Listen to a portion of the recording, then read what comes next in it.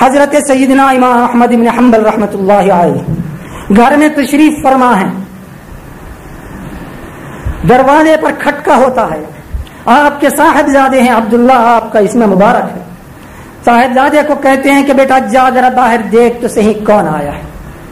صاحبزادے باہر جاتے ہیں، آ کے خبر دیتے ہیں بابا جان ایک عورت کھڑی ہے،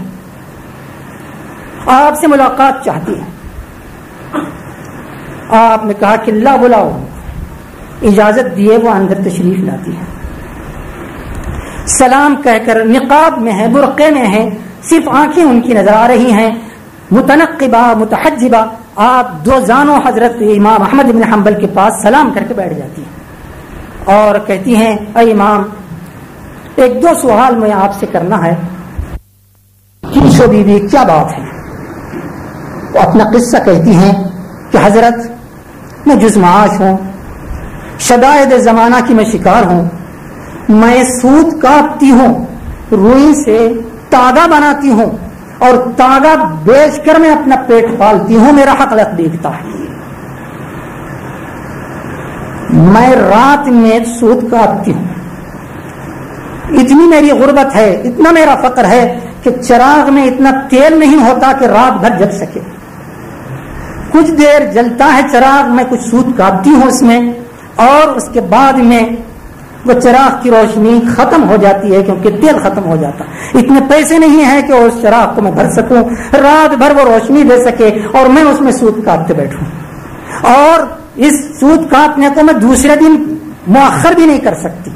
دوسرے دن کے لیے میں چھوڑ بھی نہیں سکتی، روز کا میرا رزق ہے، روز کا میرا پیٹ بھرنا ہے۔ یہ معروضہ رکھ رہی ہے، کتنی گہری بات وہ پوچھتی ہیں۔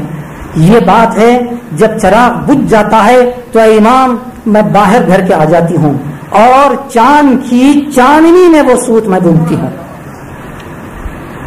اب سوال یہ ہے دوسرے دن جب میں بیچنے جاؤں، آپ فرمائیے کہ گاہک کو گراہک کو کیا یہ میں بیان کر دوں کہ یہ چاند کی چاندنی میں کاٹا ہوا سوت ہے اور یہ چراغ کی روشنی میں؟ حضرت سیدنا امام احمد بن حنبل بھی بڑی حیرت میں پڑ گئے کہ ایک عورت ہو کر اتنا باریک سوال کر رہی ہے، اتنا لطیف سوال کر رہی ہے اور ایسی بات پوچھ رہی ہے۔ حضرت سیدنا امام احمد بن حنبل ذرا تأمل فرماتے ہیں اور اس کے بعد میں پوچھتے ہیں کہ بی بی یہ دو جو سوت ہیں چراغ کی روشنی میں اور چاند کی روشنی میں کچھ فرق ہوتا ہے اس میں؟ تو کہا کہ ہاں ضرور فرق ہوتا ہے، چراغ کی روشنی قریب ہوتی ہے، میں جب تاگا بناتی ہوں تو گٹھیلا تاگا ہوتا ہے، موٹا ہوتا ہے، چاند کی روشنی میں جب جا کے میں بناتی ہوں وہ روشنی نہیں ہوتی تو تاگا باریک ہو جاتا ہے۔ حضرت امام احمد بن حنبل فرماتے ہیں دیانت کا تقاضا یہی ہے بیوی کہ گراہک کو یہ دونوں میں فرق بیان کر کے تم بیچنا چاہیے۔ یہ حضرت سیدنا امام احمد بن حنبل یہ جواب دیتے ہیں۔ ایک سوال کا جواب یہ ہوا،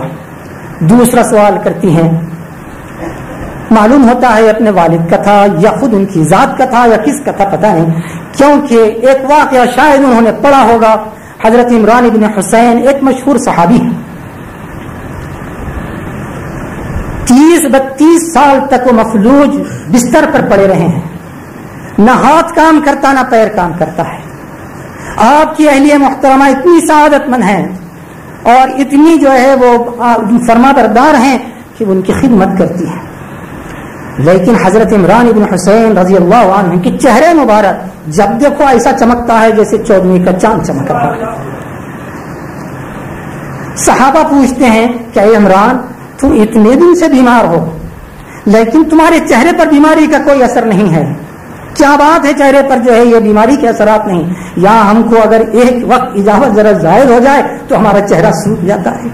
ایک درجہ حرارت کا اگر ہمارے سے بڑھ جائے تو ہمارے چہرے کی حالت دیکھیے، اور ایک مرتبہ کھانسی آ جائے، چند چھینکیں ہمارے پر زائد آ جائیں، تھوڑی سی ناک اگر جو ہے ضرورت سے زائد بہ جائے تو ہمارے چہرے کا حال تو دیکھو کیسا ہوتا ہے۔ حضرت عمران بن حسین کا وہ مبارک چہرہ، وہ منور چہرہ، صحابہ بھی حیرت میں آ کے پوچھتے ہیں کہ عمران تمہارا چہرہ ایسا منور کیوں ہے؟ حضرت عمران بن حسین فرماتے ہیں اے بھائیو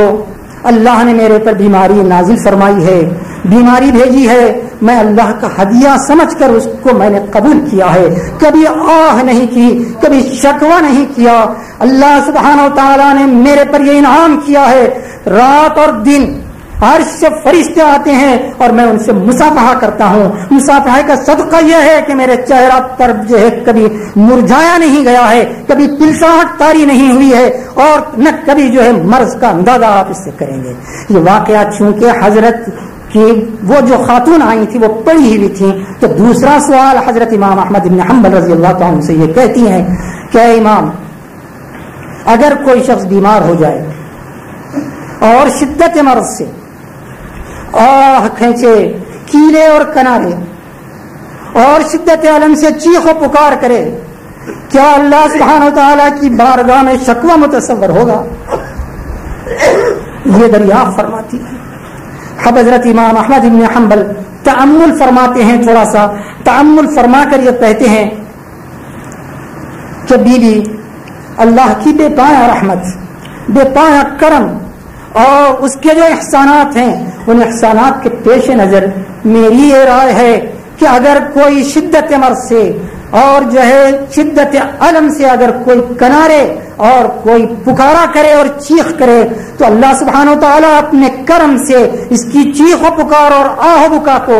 اپنے دربار میں ایک التجا کا پیرایا ٹھہرائے گا, اور جو ہے یہ شکوہ متصور نہیں ہوگا. یہ دو سوال کر کے کہتی ہیں کہ حضرت ابھی اجازت دیجیے میں حاضر ہوتی ہوں. حضرت فرماتے ہیں کہ اچھی بات ہے, تشریف لے جائیے. صاحبزادے کو بلا کے کہتے ہیں کہ میاں عبداللہ, یہ معمولی عورت نہیں معلوم ہوتی, یہ تو وہی سوال کر سکتی ہے جس کا قلب خوف خدا سے بھرا ہوا ہو, بالغ درجے کا تقوی اس کے قلب میں ہو, عالی درجے کا خوف اس کے قلب میں ہو. یہ وہی سوال کر سکتی ہے, یہ عامہ عورتوں کی بساط سے باہر ہے, کوئی ایسا سوال نہیں کر سکتی. جاؤ دیکھو تو آخر یہ کس کی بیوی, کس کی کون ہے اور کہاں سے آئی ہے. حضرت عبداللہ اس کے پیچھے چلے, بغداد کی گلیوں میں سے ادھر ادھر ہوتے ہوئے یہ دور سے ان کی نگاہ رکھیں کہ دیکھو یہ کہاں جاتی ہیں. ادھر گئے ادھر گئے, اخیر میں ایک محلے میں تشریف لے گئیں اور ایک مکان میں جا کر داخل ہو گئی. وہ مکان حضرت عبداللہ کا جانا پہچانا تھا. وہ مکان تھا حضرت بشر حافی رحمۃ اللہ علیہ. بشر حافی جن کی ولایت کا چرچا سارے بغداد میں جو ہے ہو رہا ہے, یہ ان کا جو ہے مکان ہے, اس کے اندر یہ داخل ہوئی ہیں. اور تحقیق سے معلوم ہوا بشر حافی کی بہن ہے, مخا ان کا اسم مبارکہ ہے, یہ نام آپ کا ہے. آ کے کہا کہ حضرت یہ بشر حافی کی بہن ہے. امام احمد بن حنبل کہتے ہیں میں جب ہی سمجھا کہ یہ کسی نہ کسی علمی گھرانے کی یہ خاتون ہے جو یہ سوالات اس کے اندر اس قسم کے کی ہیں, ورنہ عام آدمیوں کے واسطے تو یہ نہیں ہو سکتا, ضرور کوئی علمی گھرانے سے یہ تعلق رکھتی ہے. تو معلوم ہوا علمی گھرانے سے تعلق رہنے کے باوجود تقوی اور خشیت سے استغنا نہیں ہے. تقوی اور خشیت کی وجہ سے حضرت امام احمد بن حنبل کے پاس آئیں, ورنہ یہ فخر کر سکتی تھی بشر حافی میرا بھائی ہے, جو سارے بغداد میں جن کی ولایت کا چرچا ہے, خالی چرچا نہیں حقیقت میں وہ اسی کے قابل تھے, وہ اپنے وقت کے قطب ہیں, لیکن یہ ان کا چرچا خالی نہیں ہے. تو آپ یہ فرماتے ہیں. تو ایسا ہی اے عزیز ساتھیوں, اے مسلمانوں, اگر تقوی اور خشیت آپ کے قلب میں ہوگی تو کل آپ کامیاب ہو سکتے ہیں.